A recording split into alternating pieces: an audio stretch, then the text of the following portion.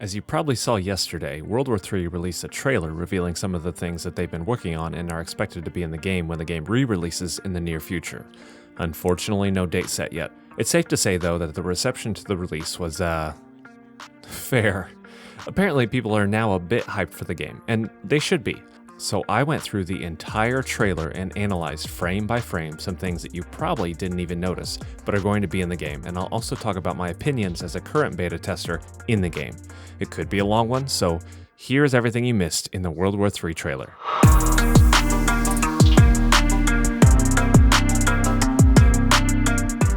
Welcome back to the channel. My name is Tacti. I cover hardcore and indie tactical shooters, so if that's your thing and you want more info as the World War III game releases, hit that subscribe button.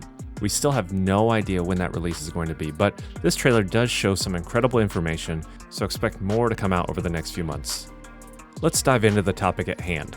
First, I want to give my opinion on the feel of the game. Now, as a beta tester, I've been able to hop into a few matches, though not as much as I would like, but I gotta tell you, the game feels like a brand new game. This isn't the World War III you remember. It's honestly, I'm not kidding, 10 times better.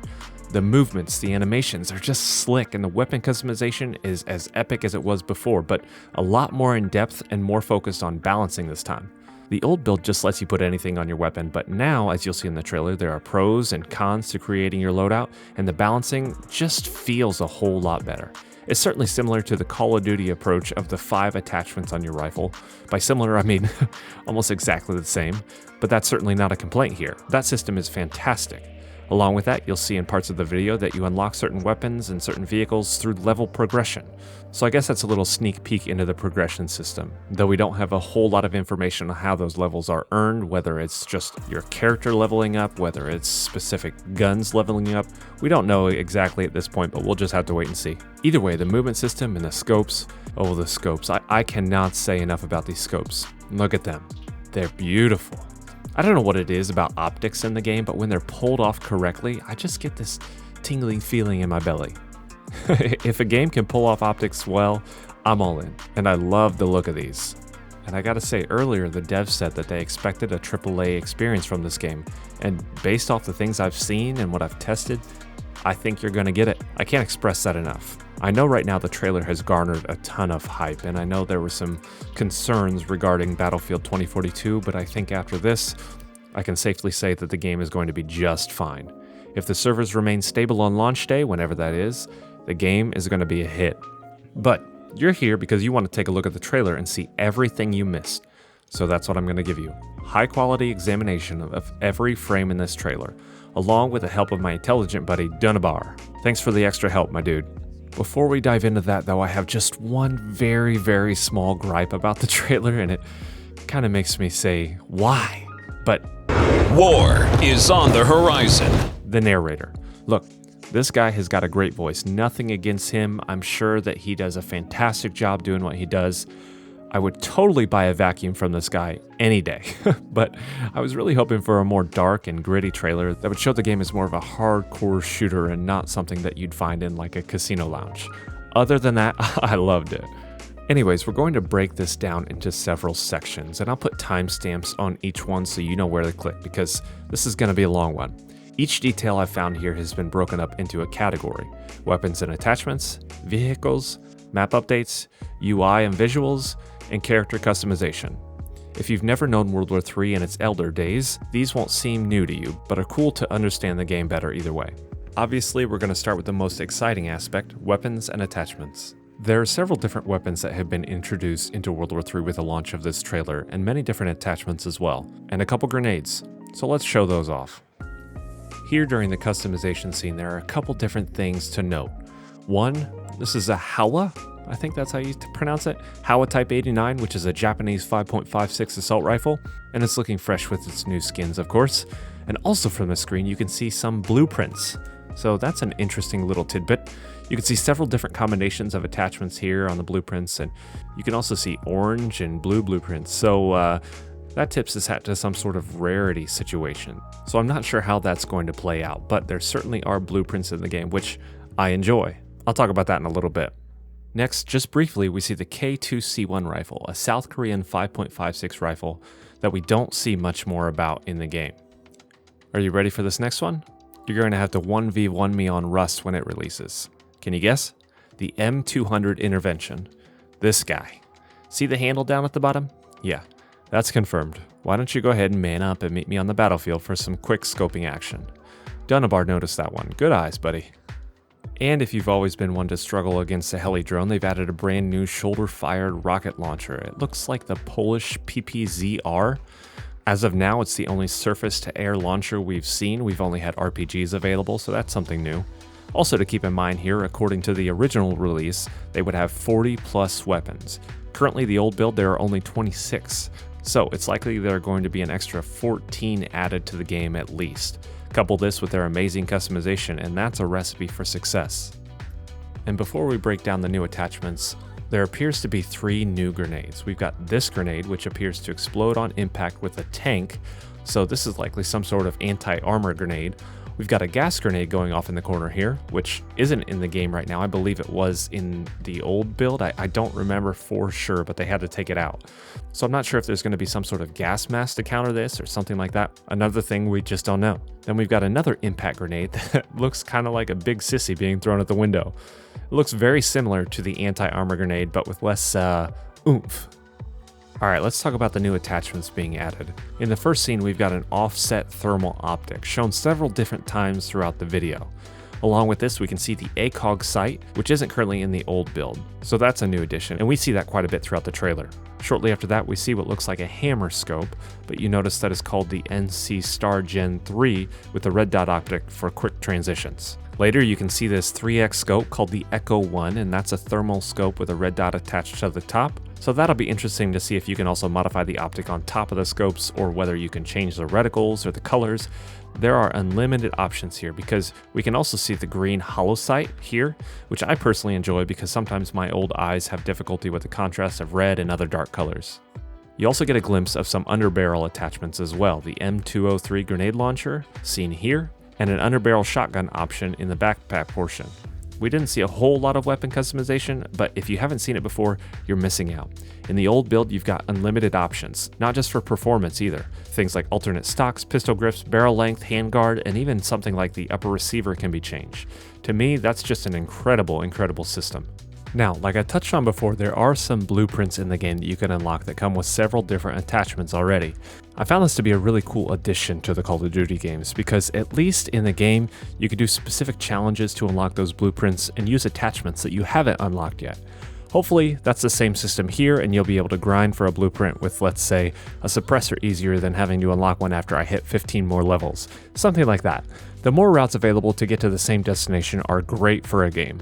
We're going to just have to wait and see what this means for the monetization system, but I think Modern Warfare's customization was the best I've seen in any modern game, and this game has the opportunity to do it better, and I think they will.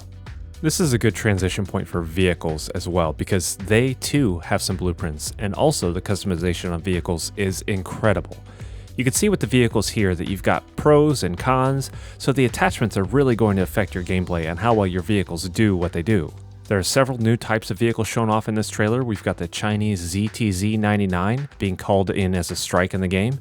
And if you haven't seen how you earn strikes, real quick, you earn points through gameplay and following your squad's orders and commands, so you rack up battle points to utilize 3 separate strikes. So that's how that works. Anyway, after that we've got the Type 16 combat vehicle, which is a Japanese IFV. There were a couple other vehicles in the game that I didn't recognize here, but I'm not a vehicle expert, so I'm not 100% sure what they are. Let me know in the comments down below if you do. What's crazy about this is that there are currently 32 strikes in the game, with 11 of them being drivable vehicles, unless you count the flying heli drone as one. But the amount of customization available for each of these vehicles, and the fact that they're adding more to me, is amazing. The unlimited depth of this game is really where this game is going to shine. I cannot stress enough how deep this game goes, especially for being an indie game.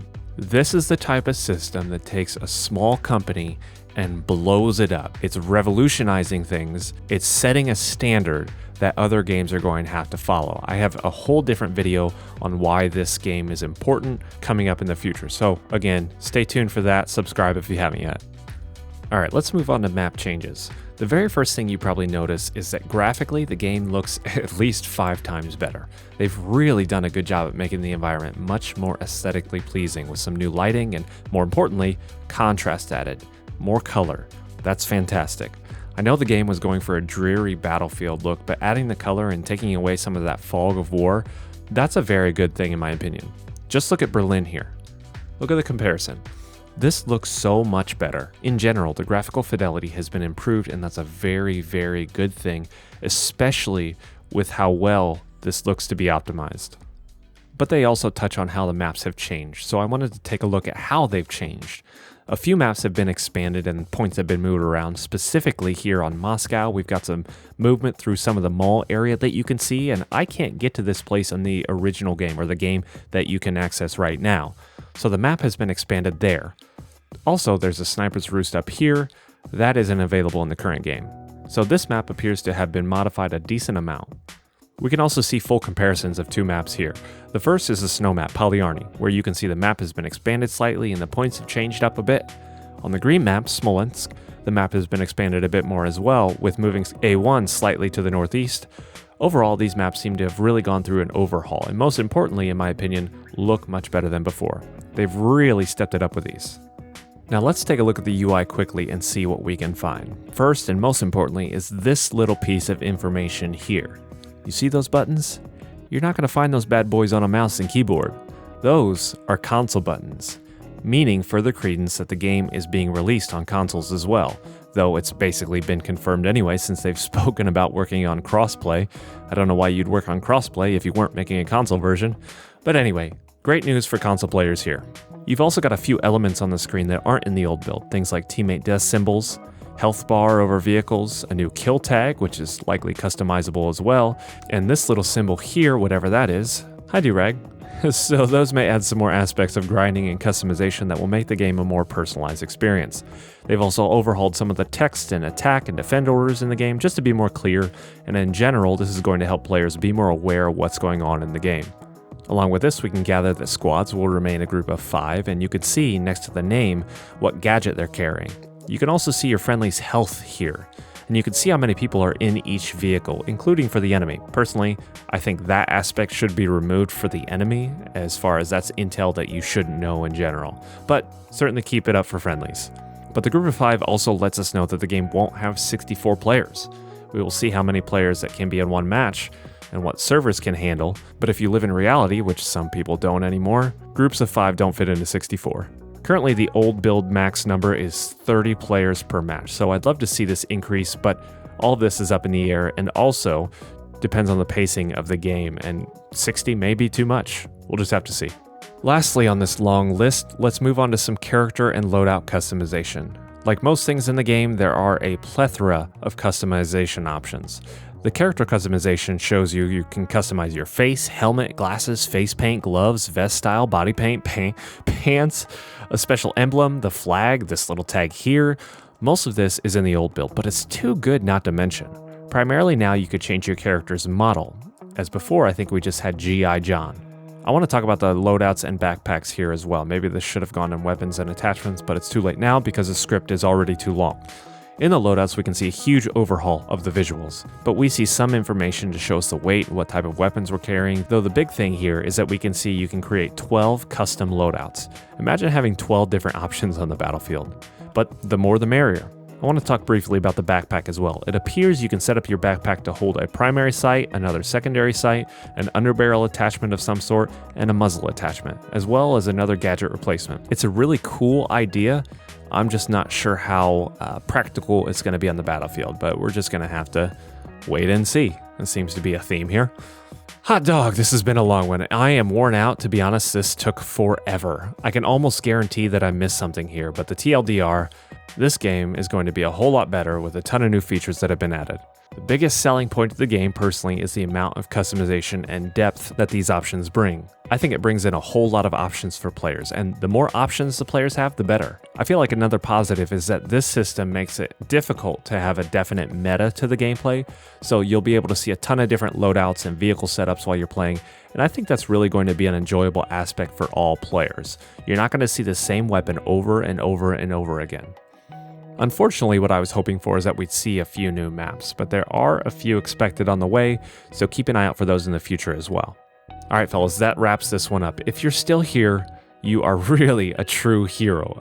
A true hero. This has been a long one. Thanks for stopping by, and don't forget to like the video if you haven't already. I'm really gunning for that 10K here and could use the algorithm boost. Stay tuned for some more thoughts and updates of World War III, and until next time, stay tactical.